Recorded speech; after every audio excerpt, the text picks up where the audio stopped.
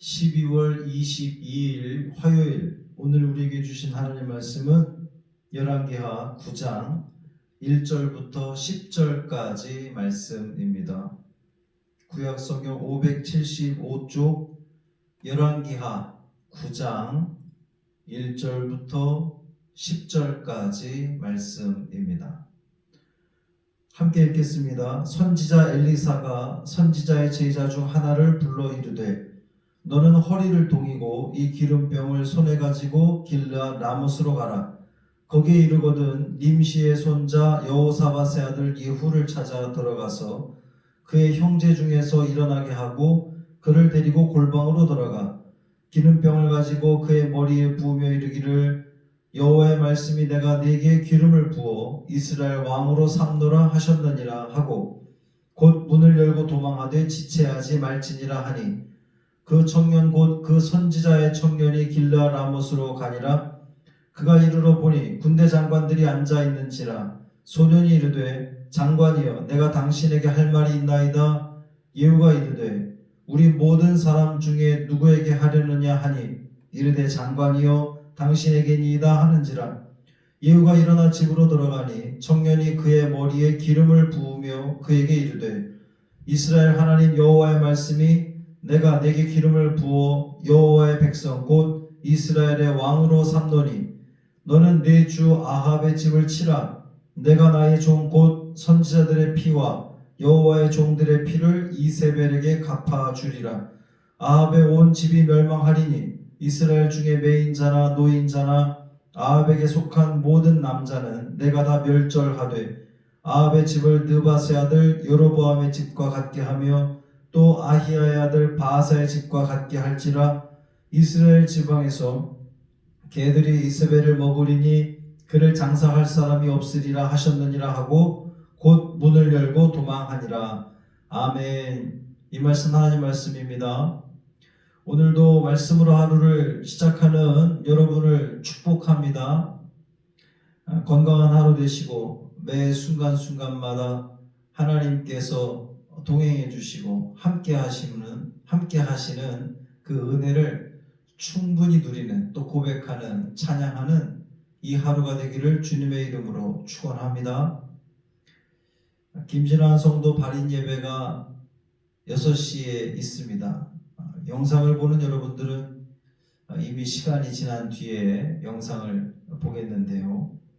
화장은 문경에서 이루어집니다. 조심히 잘 다녀오겠습니다. 많은 성도들이 염려를 하실 텐데 철저히 주의하고 있습니다. 장례 절차가 마지막까지 은혜 가운데 맞춰질 수 있도록 기도해 주시기를 바랍니다. 특히 우리 김진환 성도에게 27세 된 그 딸과 24세 된 아들이 있습니다. 그들이 신앙생활을 한참 동안 쉬어왔던, 멈추어 있던 그러한 친구들인데 이번 아버지의 장례를 통해서 그들이 하나님께로 다시금 돌아오고 있는 그런 과정이다. 저는 그렇게 보아집니다. 얼마나 말씀마다 또 기도할 때마다 아멘을 잘하는지 몰라요. 또 말씀 전할 때에 아주 목사를 주시하면서 은혜를 받는, 또 천국의 소망을 갖는 그러한 그 모습을 보면서 하나님께서 이 과정을 통해서 이 남매를 부르고 있구나라고 하는 그러한 그 은혜를 또 제가 받고 있습니다. 여러분 기도 많이 해주세요. 이 장례 절차 다 끝나고 나서 그들이 주님 품으로 다시금 돌아올 수 있도록 충분히 그럴 가능성들이 많이 열려 있습니다. 위에서 기도해 주시기를 부탁을 드립니다. 길르앗 라못에서 아람과의 이 전쟁이 진행되는 가운데에 엘리사는 이제 선지생도 중 한 사람, 신학생 중에 한 사람을 택해서 그곳으로 보내면서 이 군대 장관 예후를 찾아가 그의 기름을 부으라고, 그 왕으로 삼으라고 지시를 합니다. 엘리사가 직접 갈 수도 있었음에도 불구하고 엘리사가 직접 가지 않은 이유는, 신학생을 보낸 이유는 이 일이 왕에 대한 모반을 의미하기 때문이에요. 그렇지 않겠습니까? 엄연히 지금 왕이 살아 있습니다. 북이스라엘의 왕이 살아 있는데 다른 사람을, 이제 뭐 이게 직속 후계자도 아니고 세자도 아니고 다른 사람을 택해서 기름을 붓는다는 것은 왕에 대한 그 반역이잖아요. 그러니까 이 모든 것들이 은밀하게 진행되어져야 되기 때문에 엘리사가 직접 가지 않고 이 선지자의 생도를 보낸 겁니다. 사실 하나님께서는 일찍이 엘리야에게, 예후에게 기름을 부어서 왕으로 삼으라, 이 말씀을 하셨었거든요. 그런데 이 말씀이 엘리야 때 이루어지지 않고 엘리사에 와서 이 일이 이루어지는 것은, 그 나봇의, 여러분 다 기억하시죠? 나봇의 포도원 사건 있었을 때에 아합이 자기 잘못을 뉘우칩니다. 그 뉘우치는 것을 하나님이 받으시고 이 아합 가문에 대한 심판을 유예하시는, 미루어 주시는 그런 그 대목이 있었어요. 그래서 이제 와서, 엘리사 때 와서, 그러니까 사실 그때 만약에 아합이 그 뉘우친 거대로 하나님의 그 심판이 유예된 것으로 너무 감사히 여겨서 자기 자녀들에게 하나님을 잘 섬기라고 그렇게 권면하고 그들을 인도했더라면 아마 그 유예뿐만 아니라 그냥 그 심판이 없어졌을 겁니다. 아합 가문을 통해서 하나님의 역사가 이루어졌을 거예요. 그런데 안타깝게도 그렇지 못했다라고 하는 거죠. 엘리사는 이 선지생도에게 예후를 찾아가 기름을 부어 왕으로 세우라는 지시 외에도 그 일을 은밀하게 행할 것과 또 기름을 부은 후에 즉시 도망치라고 하는 명령을 합니다. 이 같은 지시는 하나님께로부터 말미암은 이 모든 일에 대해서 다른 인간적인 요소가 전혀 들어가지 못하도록 그 철저하게 막는, 그런 온전히 하나님 뜻인 것을 딱 전달하고 돌아오라는 그런 명령이었던 거죠. 선지자의 지시에 따라 이 생도가 길르앗 라못으로 갔습니다. 이제 여러 장관들이 앉아 있는 곳에 이 생도가 도착을 했을 때에 곧바로 예후에게 가서 당신에게 할 말씀이, 말할 것이 있다고 이야기를 합니다. 이것을 통해서 보면 하나님께서 이 모든 일을 하신다는 거죠. 이 신학생이, 선지자의 생도가 어떻게 예후를 즉시 알아봤겠습니까? 요즘처럼 뭐 사진을 미리 주워서 보고 찾아가는 것도 아닌데 그만큼 하나님께서 하신 일이었다는 거죠. 누구에게 할 말이 있느냐? 바로 당신에게 할 말이 있습니다. 이제 이렇게 되는 거죠. 예후와 단둘이 있게 된 이 선지생도는 그의 머리에 기름을 붓고 하나님 말씀을 전합니다.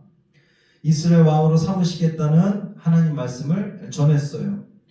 비록 타락했지만 이스라엘 백성들은 여전히 하나님의 백성들이었습니다. 그리고 이들을 다스릴 새로운 지도자를 세우는 데 있어서 하나님께서 하셨다라고 하는 거예요. 이제 하나님의 명령에 이 예후는 절대적으로 순종했어야 합니다. 하나님이 세우시는 거니까. 이후로 이 예후는 자신을 왕으로 세우신 분이 여호와 하나님이신 것을 깨닫고 그 하나님 말씀에 철저하게 순종하려고 그러한 그 삶을 살았어야 됩니다. 이 기름을 부은 후 선지생도는 예후가 해야 할 일들에 대해서 이제 계속해서 이야기를 하죠. 하나님께서 그를 왕으로 세우신 데는 분명한 목적이 있었습니다. 그 목적이 뭐예요?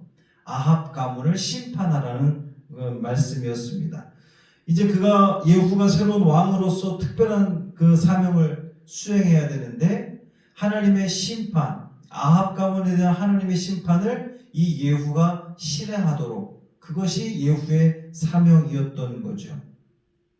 하나님께서는 이스라엘 백성들로 하여금 우상을 섬기게 하고 또 선지자들의 피를 흘린 이 아합의 집을 심판할 것이라고 말씀하셨고, 이 말씀이 이루어지는 과정에서 예후를 들어서 사용하셨다라고 하는 거예요.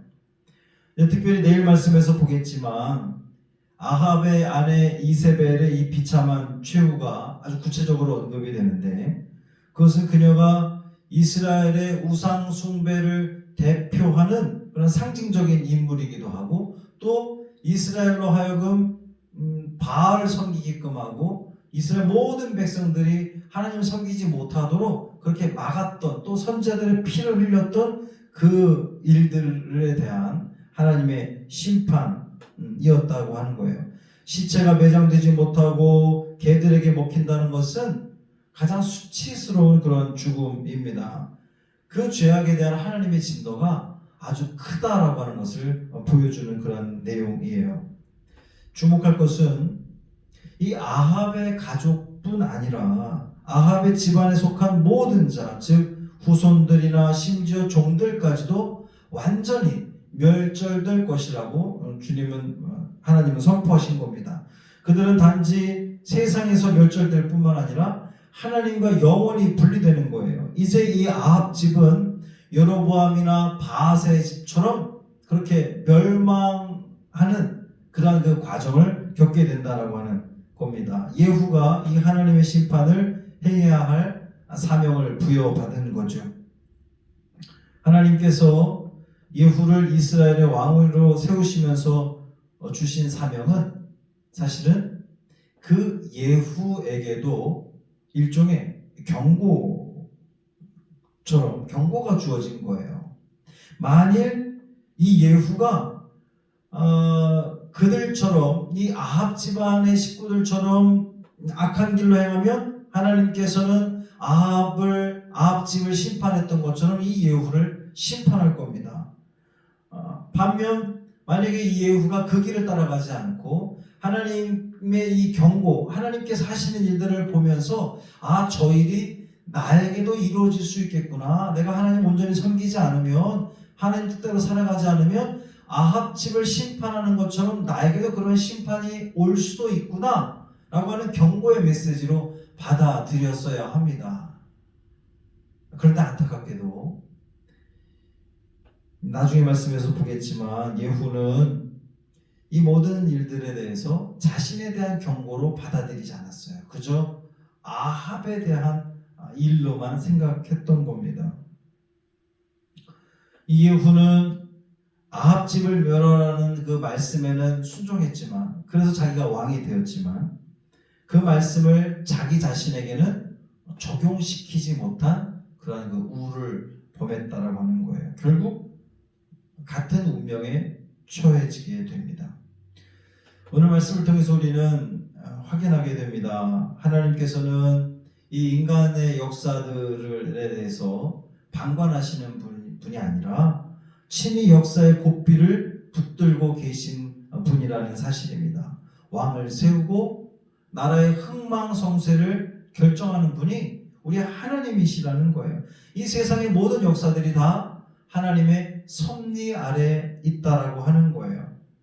사랑하는 성도 여러분, 오늘도 우리가 이 하루를 살아가면서 우리가 이제 또 다른 역사들을 만들어 가는데, 이 모든 역사 가운데에 세밀하게 개입하시는, 또 역사하시는 그 하나님의 섭리를 깨달으시기를 바랍니다. 그래서 내가 하나님과 함께 할 때에 하나님의 어떤 그런 그 심판이, 하나님의 책망이 나에게 다가오고, 내가 하나님을 떠나면 그런 책망이 다가오고, 하나님과 함께 한다면 하나님께서 내 삶을 붙들어 주시고 이끌어 주시고 책임져 주시는 그 은혜를 누리는구나.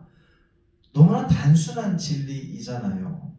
이 진리의 말씀을 붙들고 예후가 그를 통해서 하나님의 심판을 행하셨지만, 또 다른 한편으로 보면 그에게 경고하시는 그 메시지를 깨닫지 못하고 결국 나중에 그도 심판의 그 멸망의 길을 걸어가게 되는데, 당하게 되는데, 오늘 우리도 이 모든 그 역사들을, 우리 말씀들을 보면서 오늘 나에게 주시는 하나님의 경고의 메시지라고 우리가 받아들이고, 이 하루의 삶, 우리가 아합처럼 살아가는 것이 아니라 또 하나님이 우리를 당신의 도구로 삼으셨는데 그 도구로 쓰임받는 나는 하나님의 심판의 도구가 아니라 하나님의 축복의 도구로 내가 쓰임받겠습니다. 택함받은 자입니다라고 하는 그 믿음의 고백 가운데에 승리하는 우리 모두의 삶이 되기를 주님의 이름으로 축원합니다. 매 순간순간마다 하나님과 교제하고 하나님과 소통하고 하나님께 묻고 그리고 이 일이 하나님의 기쁨이 될까 아니면 하나님의 마음을 아프게 하는 일일까 늘 생각하면서 그 모든 선택과 판단 속에 하나님의 영광만을 위해 살아간다면 오늘 우리에게 주어지는 그 모든 삶 우리가 써내려가는 그 모든 역사들이 안타까운 역사가 아니라 심판의 역사가 아니라 구원의 역사, 은혜의 역사를 써내려가는 우리 모두의 삶이 되기를 주님의 이름으로 축원합니다. 할렐루야. 살아계신 아버지 하나님 고맙습니다. 오늘도 말씀으로 이 하루를 시작합니다. 예후를 통하여 아합의 집을 심판하시는 하나님, 하나님의 그 계획은 하나님의 말씀은 하나님의 역사는 섭리는 지금도 우리에게 적용되는 줄 믿습니다. 그들에게 심판이 있는 것이 아니라 오늘을 살아가는 나에게도 끊임없이 말씀하시고 경고하시고 주의를 주시고 또 기다리시는 그 하나님의 그 마음을 헤아리게 하여 주옵시고 매 순간순간마다 주님의 뜻을 묻고 하나님의 기쁨과 영광을 위해 이 하루도 살아내는 우리 모두 되게 하여 주옵소서. 우리 삶 가운데 펼쳐지는 그 모든 역사들 속에서 하나님의 뜻을 발견하게 하여 주옵시고 그 어떤 순간도 허투루 보지 않게 하여 주옵시고 하나님의 그 뜻을 알았다면 발견했다면 하나님의 기쁨들이 하나님께 영광 돌리는 삶을 또 묵묵히 살아내는 그래서 우리 그 모든 삶이 심판이 아니라 구원의 역사를 또 살아내는 우리 모두 되게 하여 주옵소서. 오늘 김진환 성도 천국 환송 예배를 통하여 발인 예배 또 화장 예배가 드려지게 됩니다. 하나님 이 모든 과정 가운데 함께하여 주옵시고 우리 이복금 성도와 또 그 두 자녀들 이 모든 일들을 통하여 하나님의 사랑을 느끼게 하셨사오니 이후의 삶도 주님께 헌신하는 삶을 살겠습니다. 천국의 소망을 들고 소망을 가지고 기쁨 가운데 살아가겠습니다. 다짐하게 되는 은혜의 자리 되게 하여 주옵소서. 우리 주 예수 그리스도의 이름으로 간절히 축복하며 기도합니다. 아멘.